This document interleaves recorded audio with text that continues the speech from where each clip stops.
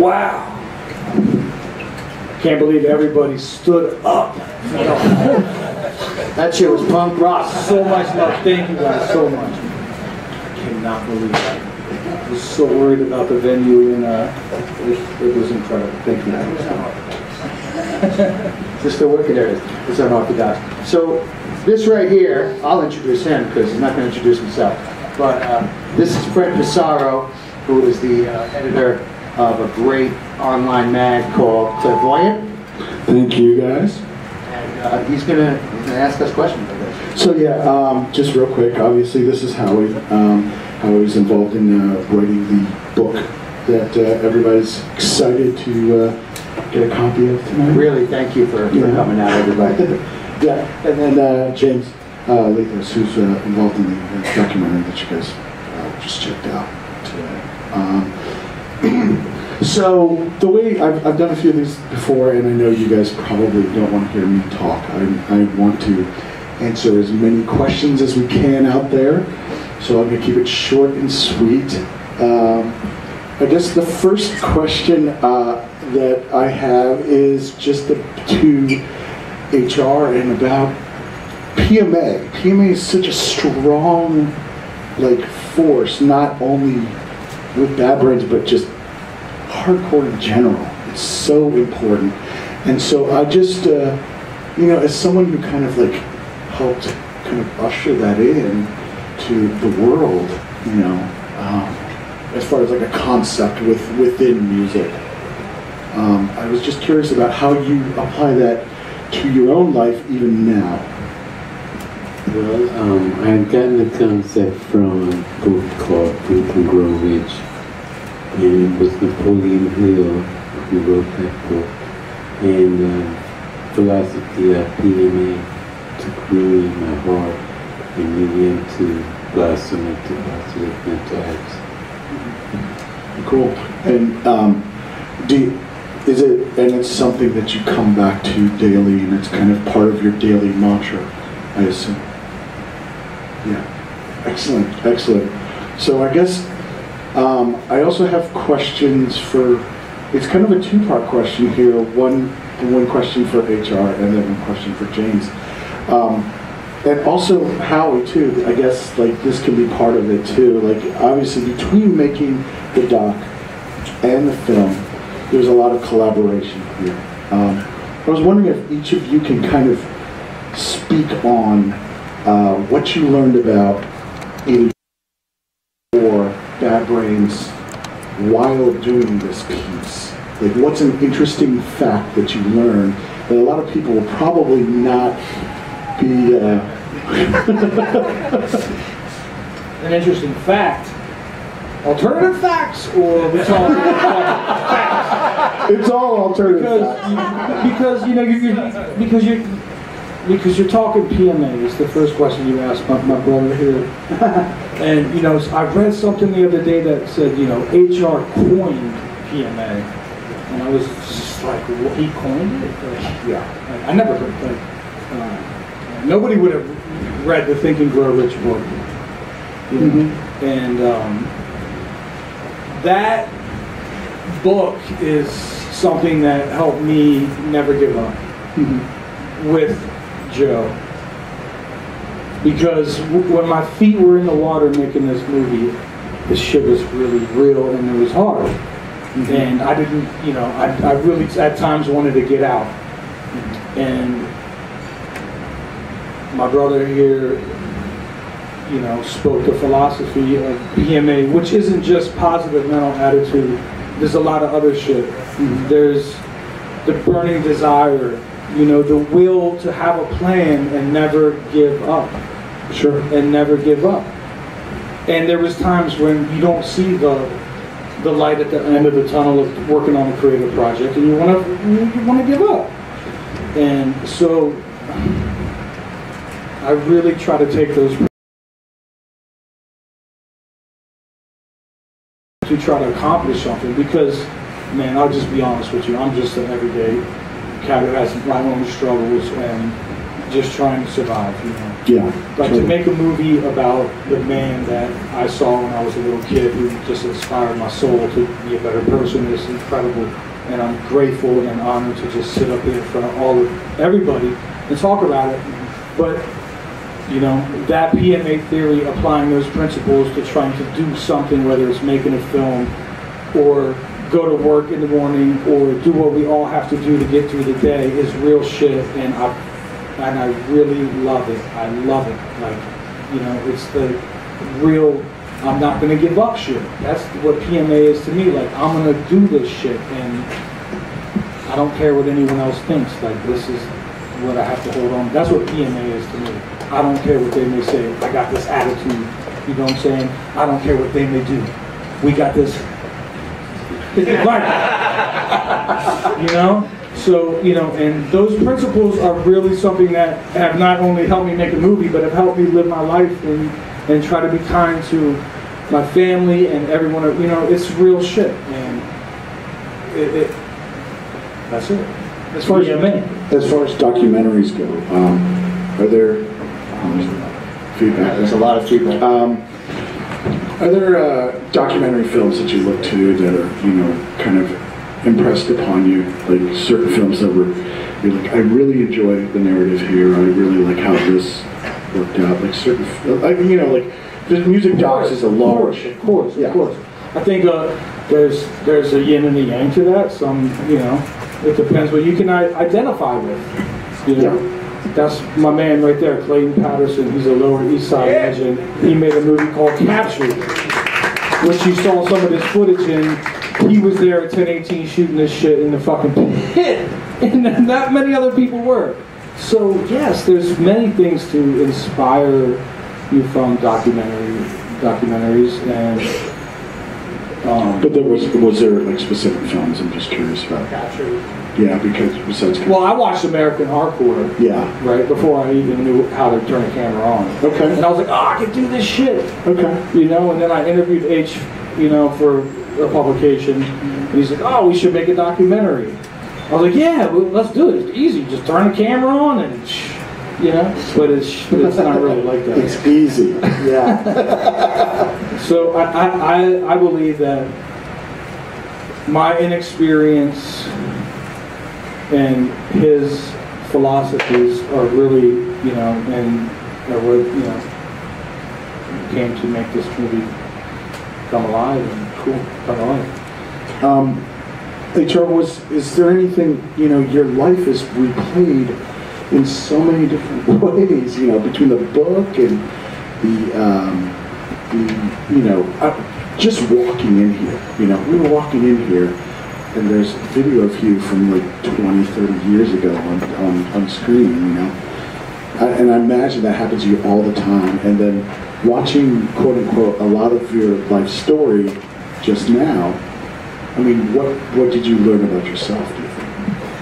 I think what I learned about myself was don't be withdrawn, but have enough loving respect to open up to the audience and to people so that they will be able to learn for themselves.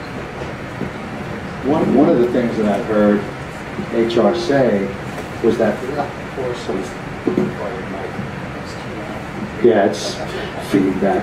But that over the course of this project, one of the things that you've learned really was that there's a lot of people that love you and have loved you for a long time, and that give it up.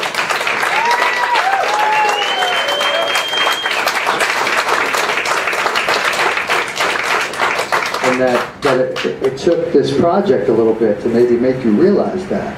So that you feel that that's true, that you got to Yes. finally come to that realization a little bit? Truthfully. James has been working on this film for about 10 years. And each year I would ask him, is it ready yet? And he said, well, you know, my wife is pregnant and we're getting ready to have a baby. We're going to move to Florida. And I said, well, is it ready yet? And he said, well, no, not quite. There's still a little more features that I have to get inspected. Soon there will be a radio interview that I would love for you to do. I said, well, is it ready yet? The film. And he said, no, not quite yet. And that's what I learned about Mr. No, 10 years, okay? Okay, I'm sorry. I could have went to college, man. I could have. It wasn't a business decision. If it was, I'm not very smart. You know, this was when the clock was up. I knew that it was time for the film to be done because I saw you transform and I saw you reach out and I saw you man up and I saw you take a big step of courage. You know? Yes, sir. We would go to YMCA together and go swimming, play basketball together. What was the call you? Oh, we played a lot of basketball together. That's for sure. They call me white chocolate because we're in Baltimore City. I don't suggest anyone really go there into the inner city, but we, you know, and that's. I mean, it's just a movie, but at the end of the day, it's real. It was really real, and you know, seeing you go through your struggles as we all do, because we are all just flesh and bone. And we all are spiritual people, and I really believe on some supernatural shit. But that's the biggest thing for me. I don't, you know, just the fact that you're living a better life and that you're at peace and you're here right now next to me smiling and life is better and you have a beautiful wife who loves and adores you, and that, you know, I don't know how to explain it to everybody out here, man. I mean, I just think we all need each other, you know? We need your prayers. In a few more weeks, I'm going to be going through a traumatic experience. We're going to put brain surgery and try to live that way. That way we end with a feeling of headaches, and Dr. Lee is his name, and we just look forward. If I could get your solemn, authentic prayers when you come together, that would make a difference. Yes. We love you, brother. I'm not really the one to explain this, but Joe has been suffering from a disease, a headache disorder, where he's getting constant headaches that are, it's called SOMT. I think Lori's probably way better to tell you about that, but he's going to have surgery here, right, Lori? To clean out his blood vessels in his eye here, which connects to your brain, and that's on February 22nd, I believe. 21st, pardon me, to try to relieve that, because it's no joke, and Joe's been, you know, suffering under that, and so, yes, we all are going to pray for you. We want your relief, and we want you to feel better, my brother. Sorry to take the mic up so much. I know you absolutely need you more than ever. I guess I quickly want to ask Howie about like what he learned from this experience, and then I want to open it up to you guys, see if you guys had any questions for HR or the crew. So go ahead, Lee. I mean, you know, aside from being reminded of what a bad brains nerd I am, as far as like being studious when it comes to his career and his solo career, and I was trying to remember how many times I've seen him and perform and all that. But, you know, the one thing that I think I really, really got out of working with James and spending some time with Joe and working on the book is that how much the lyrical content of HR's work means to me and how much it changed things for me. Because I think anybody who gets into punk rock or hardcore, you know, you're an angry kid or whatever, and you just want to scream "fuck you" a lot, you know. And a lot of people did that. A lot of bands did that, but not every band, you know, said "fuck you." Why don't you think about this? Or why don't you try this? Or why don't you look at it this way? Excuse me. So there was something positive to look forward to. And I think that that's something that really stayed with me. And I don't know if I realized how important that was to me and how much that changed my taste and my tolerance for shitty lyrics, you know, that I wanted to hear somebody who had something to say. And HR to me is like, you know, that's the point where it began as far as I'm concerned. You know, that's, I think, one of the biggest game-changing things that you've done, is that you offered this positivity and a whole different kind of outlook for a music that was generally, you know, kind of nihilistic and violent and angry. And you could be angry, but you know, be a little hopeful too, because if you're just angry and there's nothing else to look forward to, you've got much bigger problems. Without John, nothing. Okay, so you know, there's a couple of more questions I want to ask here, but I'd like to open it up to the floor and see if anybody has questions for any of the crew. Yeah, it's always the first one. Don't be shy, guys. Come on. While you guys are thinking, I just want to acknowledge the St. Vitus Bar for putting this on, and Howie and everybody for coming together and spending your hard-earned money to come out here and watch this. And I just want to give a big shout out to Bill's in the building. And thank you, sir, for your contribution musically to the project. Much love.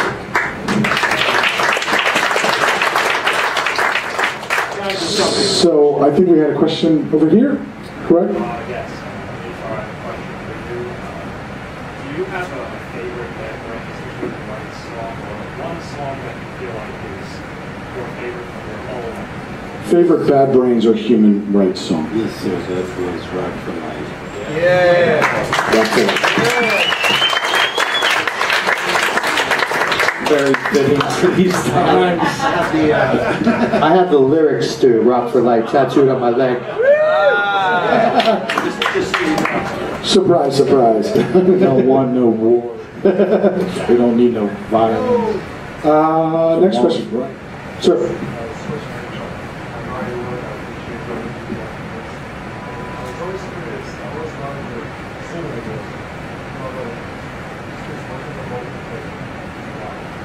HR, did you have any vocal training? Well, we had a church in Alabama, and I used to get up on the stage and sing pantomime these songs, 6543781.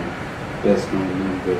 And I would watch these sisters, and they would come up with different feelings and different vocals. And they taught me how to be a vocalist. And this was in church.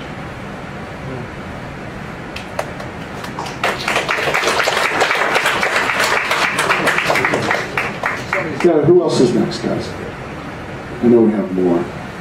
Okay, right back here. First of all, I'd like to thank you so much. I can't imagine what my life would be without the band that's in it. And my question is your relationship with the ocean. So I saw that was something big in the movie, that you swim a lot. I want to know what draws you to it, your relationship to it, how it relates with your music. February, Aquarius. Yeah, that's I was Aquarius. That's a I am tribal Jersey. So it wasn't hard for me to want to go to the beach, and something positive and creative would happen to me up on the beach and watching James with his movie camera filming all of this. You know, you really feel It should be the same. But you wouldn't jump off the cliffs. Yeah. For like 3 days, you're like, nah, I'm doing it. And then you woke up on your birthday, and I said, what do you want to do today? He said, I'm ready.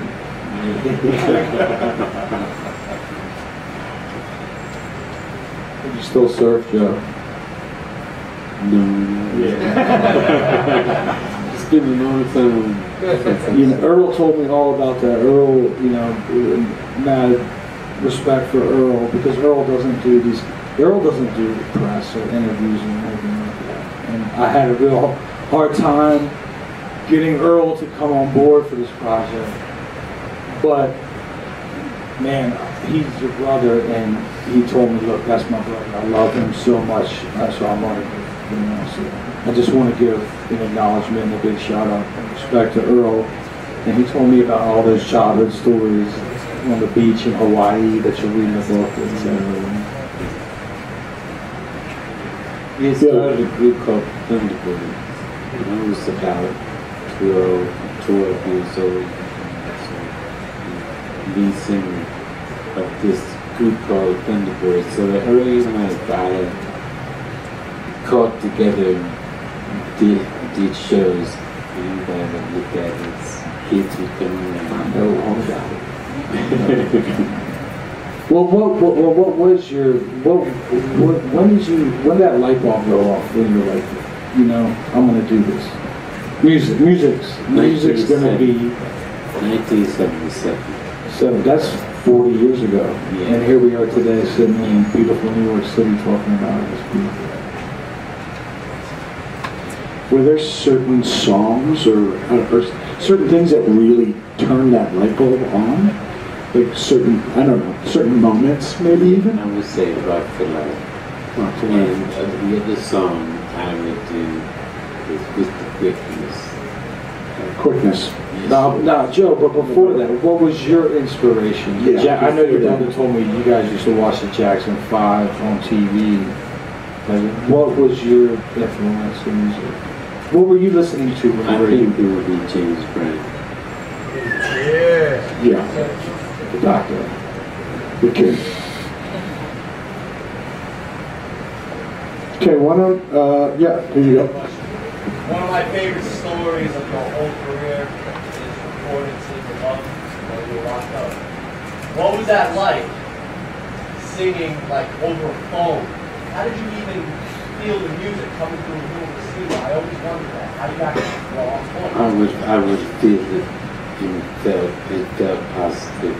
The music that they play, couldn't really hear it myself, but I did get a Sunday where I could go together with some of the friends in the general lockdown situation, and they called me one day on the telephone, and that was how it worked out.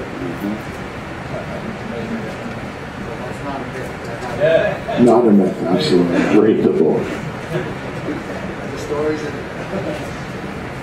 Yeah, I guess I have if you guys want to think about more questions, I have other questions I can ask too. I guess I sense like a lot of positive energy between you and your wife, and like there's a lot of conversation here. So I was wondering how she has played a role in your life as of late. Well, so far she's been a good wife, very positive, left me going to the hospital.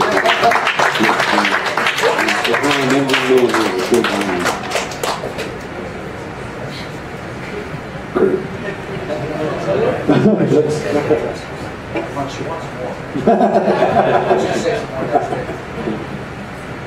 And her cooking is great too.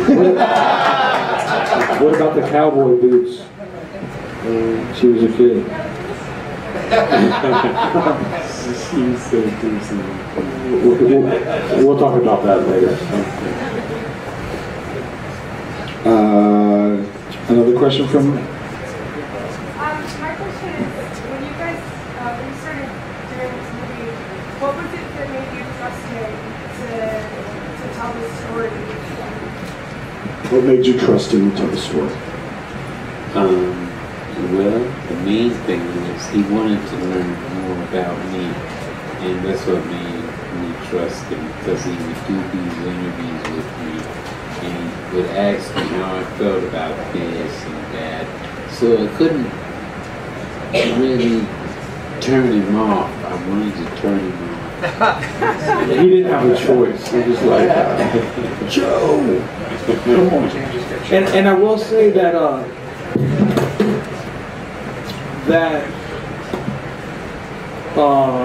as much time as we spent together, we didn't shoot as much. You know what I mean? Like, if we could do it, it was good. If we could play it in, get a camera. You know, there's a lot of technical things involved in doing that. You know, there was a lot, like he said, we just, try to just chop it up, and I think that it took a few years. You're talking 2007 when Build a Nation came out. I don't think he trusted me for almost 2-3 years.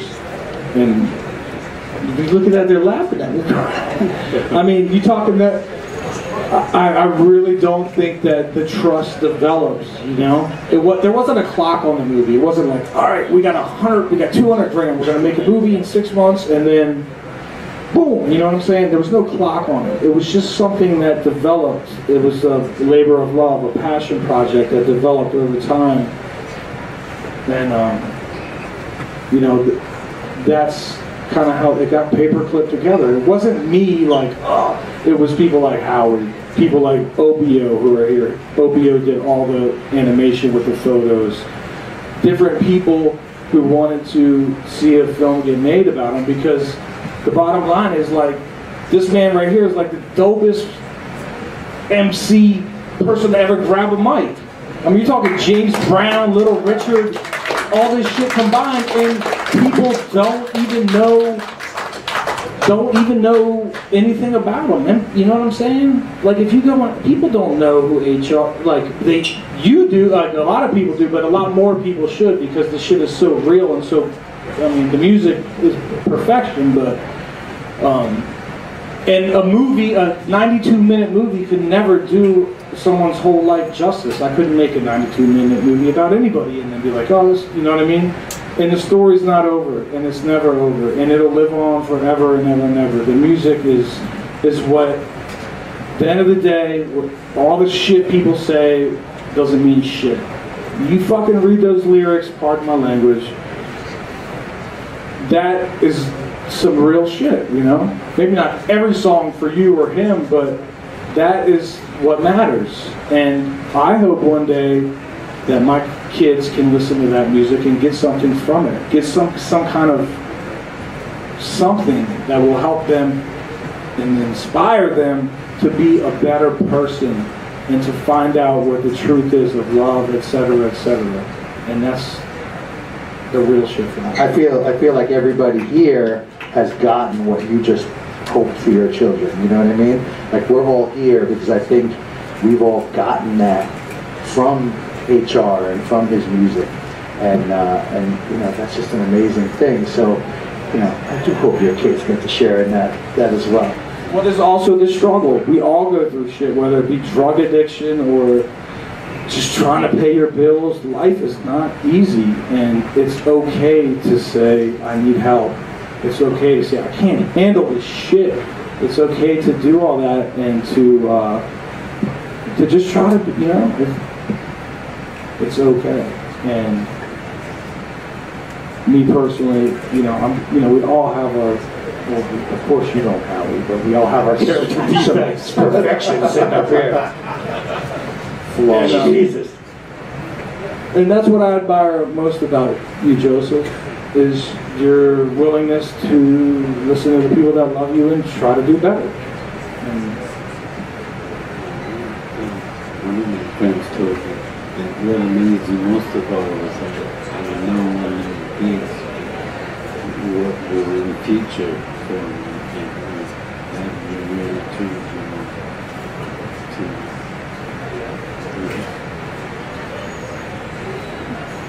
Well, I mean, I appreciate that, Yes. I mean, that should, did it turn you guys on when you guys heard the Bad Brains did that shit spark something else within your, because, you know, you understand it. You guys all understand it. That's something deeper, like you feel that shit, right? That's awesome, because I feel it too. Sometimes I ask people and I'm like, you know who the Bad Brains are? And they're like, nah. I'm like, but you know, So speaking of Bad Brains, you know, there's a rumor floating around that you've been talking to Doc and you've been talking to Daryl, and there's some music in the works. You want to tell us about that? Well, we're looking to play with my solo group, and they're in something. And one of them was in the King Sound group, and we've seen our style of music as a new gospel.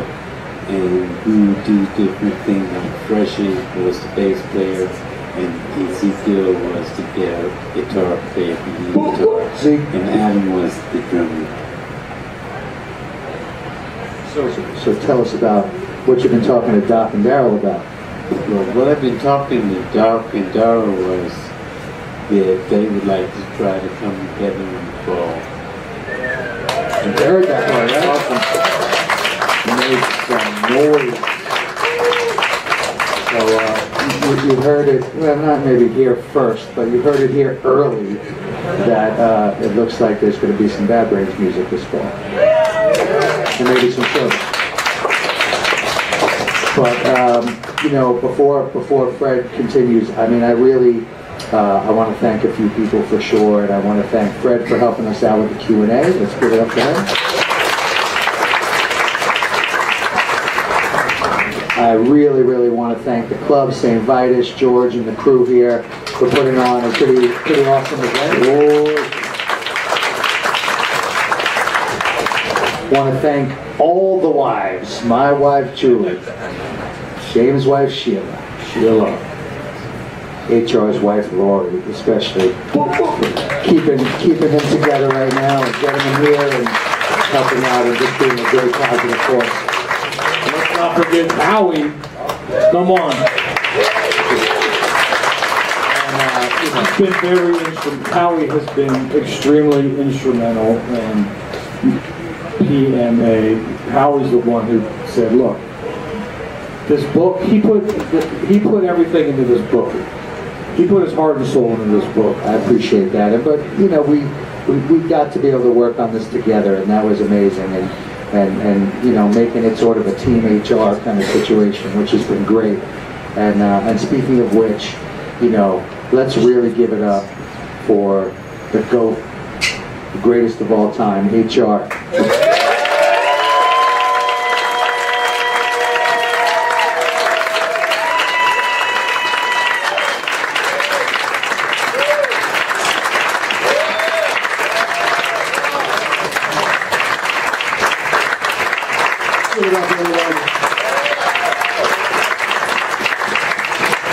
So we're going to be up here signing some books, and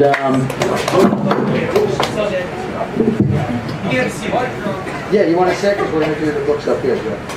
And is there any organization to this? Yeah, so all the books are grouped by number. So group 1 will be first, so anybody else not group 1 on their post-it on their book, go back to the bar and we'll call you out as it goes on.